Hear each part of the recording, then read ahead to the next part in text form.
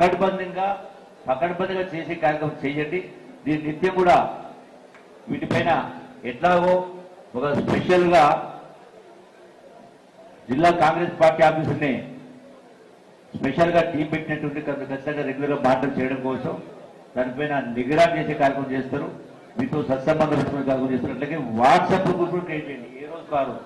ఏ రోజు కారోజు మండలంలో ఉన్నటువంటి ఈ పిఎల్ఎస్ కూడా వాట్సాప్ గ్రూపులు క్రియేట్ చేసి రెగ్యులర్గా దాంట్లో కూడా మీరు మానిటర్ చేసేటువంటి కార్యక్రమం చేయాలని మీ అందరికీ సవినయంగా విజ్ఞప్తి చేస్తూ ఈ రోజున ఈ యొక్క బూత్ కమిటీ వాళ్ళు బిఎల్ఎస్ ఎట్లాగో ఇళ్లకాడికి పోతారు కాబట్టి రాష్ట్ర ప్రభుత్వం ఈనాడు చేస్తున్నటువంటి కార్యక్రమాలను కూడా అదే పనిగా దీంతో పాటు కూడా అది కూడా ఆ ప్రజలకు మనం చేస్తున్న సంక్షేమ అభివృద్ధి కార్యక్రమంలో ముందుకు తీసుకెళ్లే కార్యక్రమం చేయాలి.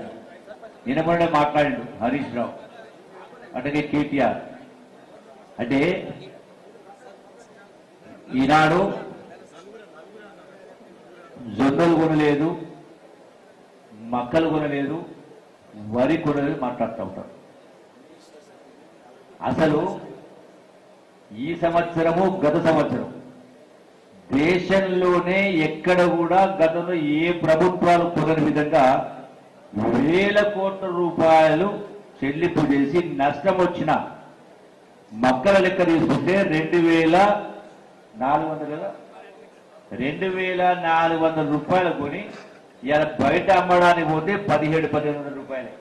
అంటే వేల కోట్ల రూపాయల నష్టం భరించి కూడా ఈనాడు రైతాంగం యొక్క పంటలు కొని కాక చేస్తాం. అసలు ఎవరి బాధ్యత? కేంద్ర ప్రభుత్వం మద్దతు ధర ప్రకటించి చేతులు దులిపేసుకుంటుంది. పోనీ కేంద్ర ప్రభుత్వం కూడా మద్దతు ధర ప్రకటించినప్పుడు కేంద్రం కొనుగోలు చేయనప్పుడు రాష్ట్ర ప్రభుత్వం కొనుగోలు చేసినప్పుడు మళ్ళీ కేంద్ర ప్రభుత్వం రాష్ట్ర ప్రభుత్వం కొనుగోలు చేయాలి కదా. ఫుడ్ కార్పొరేషన్ దగ్గర కొనుగోలు చేయాలి, కాటన్ కార్పొరేషన్ దగ్గర కొనుగోలు చేసి కార్యక్రమం చేయాలి. ఇవేమి చేయకుండా రాష్ట్రం పైన తోసేస్తే అది కూడా రాష్ట్ర ఆర్థిక పరిస్థితి గడిచిన 10 సంవత్సరాల బీఆర్ఎస్ పార్టీ పాలనలో పూర్తిగా ధ్వంసం చేసింది. వందలాది మంది బిడ్డల ప్రాణత్యాగాలు చేసి తెలంగాణ వస్తే ధనిక రాష్ట్రాన్ని చేతులు పెడితే ఇలా 64 సంవత్సరాలు 22 మంది ముఖ్యమంత్రి పరిపాలన చేస్తే 65,000 కోట్ల పోతే కేసీఆర్ ఒక ముఖ్యమంత్రి 10 సంవత్సరాలు పరిపాలన చేసి 8 లక్షల కోట్ల అప్పు చేసి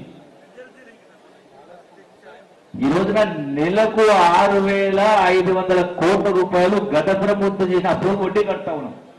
ఈ 2.5 సంవత్సరాల రేవంత్ రెడ్డి గారి యొక్క పరిపాలనలో సుమారుగా 1,75,000 కోట్ల రూపాయలు వడ్డీ కట్టడం జరిగింది. ఇలా హరీష్ రావు మాట్లాడినా కేటీఆర్ మాట్లాడినా ఒకే ఒక సమాధానం, ఇంత అప్పుల భారం ఉన్నా కూడా రాష్ట్ర ఆర్థిక పరిస్థితి అధ్వానంగా ఉన్నా కూడా ఇలా 20,000 కోట్ల రూపాయలతోటి ఇందిరమ్మ ఇల్లు కడతా ఉన్నాం. మళ్ళీ ఇప్పుడు గౌరవ ముఖ్యమంత్రి గారు మరొక 2 లక్షల ఇళ్లు కొత్తగా మంజూరు చేయడం జరిగింది. దీని తర్వాత మళ్ళీ కూడా ఇల్లు వస్తాయి. అంటే సుమారుగా మొత్తం కలిపితే 30,000-40,000 కోట్ల రూపాయలతోటి ఇందిరమ్మ ఇల్లు, 22,000 కోట్ల రూపాయలు రుణమాఫీ. అట్లాగే ఈనాడు సన్న బియ్యం, రేషన్ కార్డు, ఇట్లా చాలా రకరకాలు ఉన్నాయి.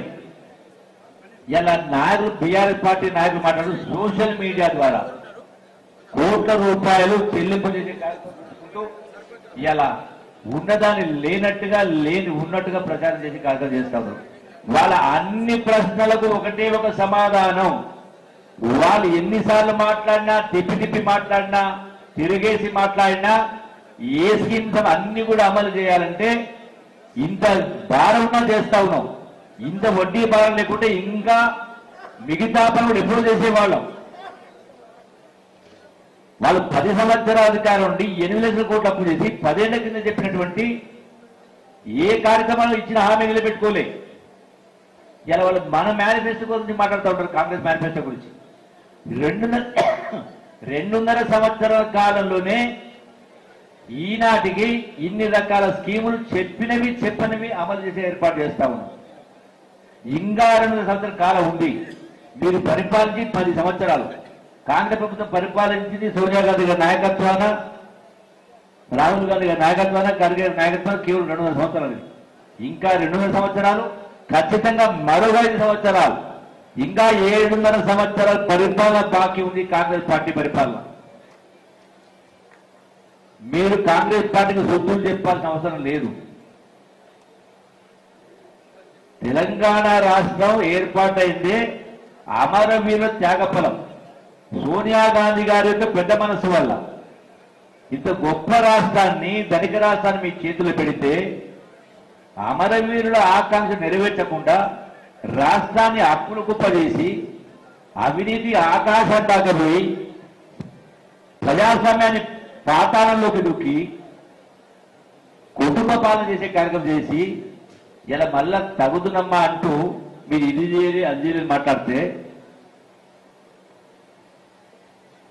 అందుకే నేను మీ అందరూ విజ్ఞప్తి చేస్తా ఉన్నా.